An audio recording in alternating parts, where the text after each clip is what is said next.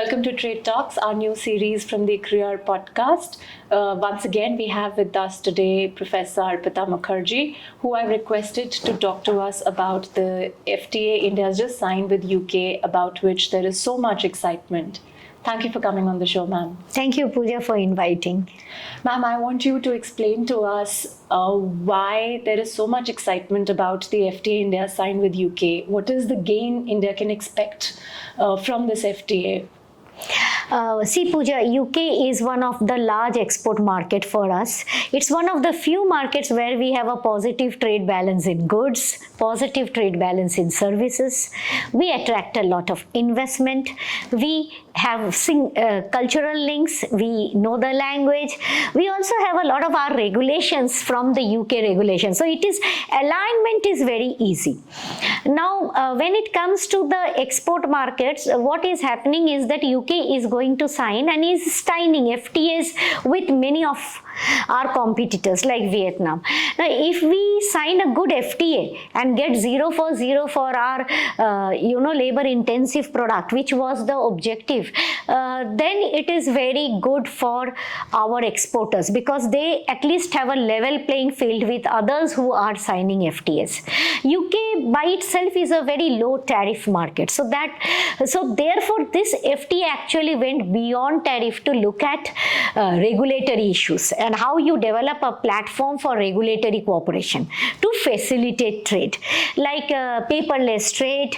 How do you move paperless? How do you bring regulators to the platform to sign mutual recognition agreements? I think that was a very important part of this trade agreement. And of course, the other part is that it also put in timelines, like, if you disagree to certain things, please raise your voice within certain timelines. So it talks about a mechanism to settle disputes and ensure a fast track process for exporters, MSMEs.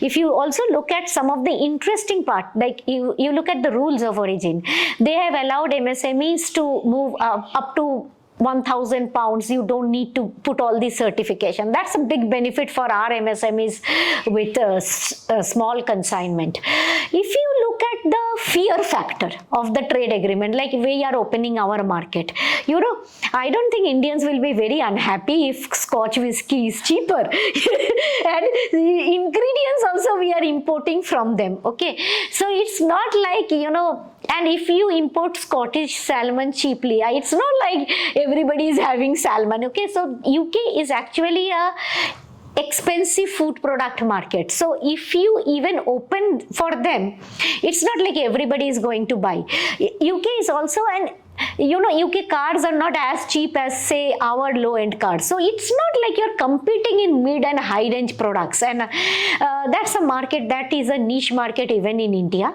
and can be opened up. So, ma'am, what you're suggesting is that the gains in terms of export earnings over the years that will accrue to India from signing this FTA are quite large. There isn't much of a threat because of the liberalization part of the deal to Indian producers of insensitive areas such as agriculture, etc. And therefore, we have net gain to look forward to. See, you have to treat every FTA with a cautious, and you have to wait for 6 to 8 months to see how it develops. Because we have also given a little phased tariff breakup. So I don't think in immediate there will be a lot of things that we can see. On the other hand, UK market is going through a slowdown. It's not really a fast moving market or not a big market. So you need to, although we have got an access, which is putting us at a competitive position, just a tariff liberalization do not help. You have to reduce the cost of transportation also, logistics also. So both sides have to work together to provide some kind of a paperless trade initiatives, which are, the other regulatory barriers to trade have to be addressed very fast to see the benefits of tariff liberalization. That is my main point. Second point is that when you look at a trade agreement with a country like the UK, you look at investment from them, and therefore we need to really fast track any investment treaties which is outside the scope of this agreement. The third thing that we need to do is to push for areas where we have the strength, like digitalization, services, where they have given us market access, but we need to really work it through to enjoy the market access. The fourth point is many of these areas where we have liberalized is actually new to both sides. We don't have a precedent to see the impact. For example, the government procurement. Whether it is really we are having access to their central government procurement. We don't have an access to their, local government procurement. So that is what the IT companies actually wanted initially. In our case also, they don't have access to the states. They have the central. There is also restrictions, like UK cannot access defense in terms of government procurement. So we need to actually finally see 6 to 8 months and in 1 year, you actually see an impact of the FTA. The other point that I wanted to mention is that, you don't export everything to the UK as if, you are producing it. Suppose if you are exporting gems and jewelry, you don't have the raw material, right? You bring the raw material from, say, UAE, Africa, etc. You process and you export. Your entire supply chain has to be smooth to do that. You cannot just have a UK FTA. So your UK FTA aligned with your UAE FTA, aligned with your supply chain, enables you to actually process and export. And that is what we need to think about. We need to think about smoothening our backward supply chain now that we have a forward supply chain. Now you're making three very important points. One, you're saying that to get the full benefit of this trade negotiation, we must now also very quickly begin to work on an investment agreement. Second, you're saying that it's very important to bear in mind that just in isolation looking at the FTA with UK is not enough. We have to look at FTAs with other countries. We have to look at the terms in which the other countries export to the UK so that we get to know about the competitive advantage that Indian exports, such as for textiles, etc., will have. Where I believe what we are now getting sets off some of the disadvantage in terms of the export duties. Earlier, for instance, for textiles vis-a-vis Vietnam, etc.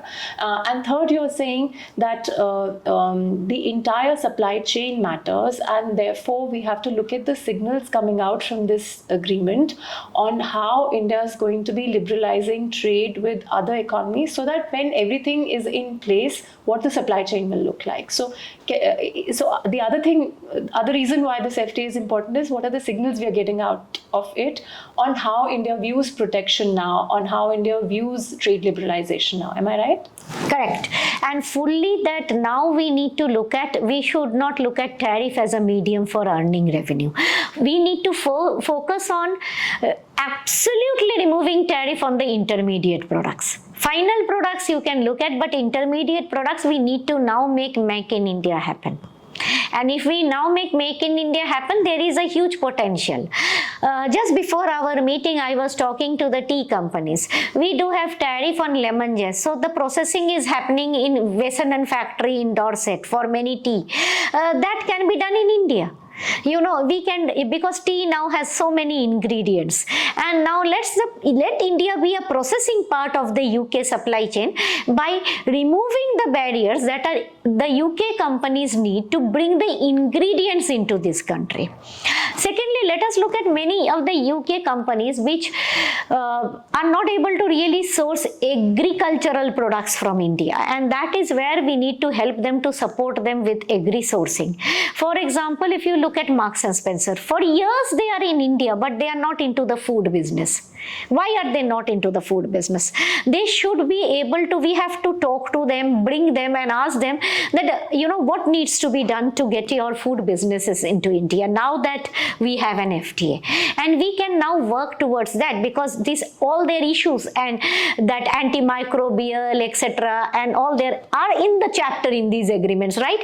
So now we need to really target selectively UK companies and ask them, like, what can be done for you to have more Make in India, and then work towards removing those barriers. That's a paradigm shift, insisting on, not insisting, but changing the tariff levels so that we do not have high tariffs for intermediate goods, is securing the Indian economy in a time of uncertainty by relying on trade as a growth engine.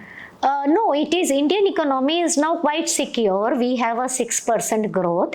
Our global integration is less. Of course, global integration, if we just push on export, which we did for the last 15-16 years, we tried everything to push on export, but now we are able to get those benefits. We are manufacturing toys, we are manufacturing electronics. Now it is a time that if you follow import restrictions, you may have repercussions like one China is doing. Rather than that, we need to look at export. How do export become our engine of growth? To do that, no economy is going to open up to you if you don't open up. You are a high tariff economy, you need to open up. And probably we are following the Korea model. Korea also has a very high tariff, but it is very, very aggressive in its tariff liberalization, in its trade agreements. And it has been able to capture quite a bit of the global trade by doing so. Yes. So there is a shift in how India is viewing trade as a source of growth. There is a shift, I must say, how India is looking at FTAs. First of all, India is looking at FTAs in 4 ways. One is strategically selecting export market. That's the biggest shift. Secondly, looking at what the other country wants and how India, where there is no sensitivity, what can be opened up. Just negotiating for the sake of negotiation is not happening. It's a structured negotiation. The next point is also a structured negotiation giving India a geostrategic advantage. Now it is US is more desperate than India today because if it sees the UK FTA. So therefore you are leveraging this FTA with your further negotiations, and that is very important. This FTA is a very powerful FTA to leverage with the European Unions and the Americans, and because if you give nothing, they kind of, you are in a defensive playing field. Now you are in an offensive playing field. And last but not the least, anybody cannot export. You just liberalize tariff, exports don't happen. You bring in regulations, you move away from shall endeavor to do to shall do, you actually get things done. And this is an FTA that showcases that India can move away from shall endeavor to do to shall do. A very good signal on regulatory commitment. I am very happy with the Commerce Ministry. Excellent, excellent, ma'am. Thank you so much. Thank you.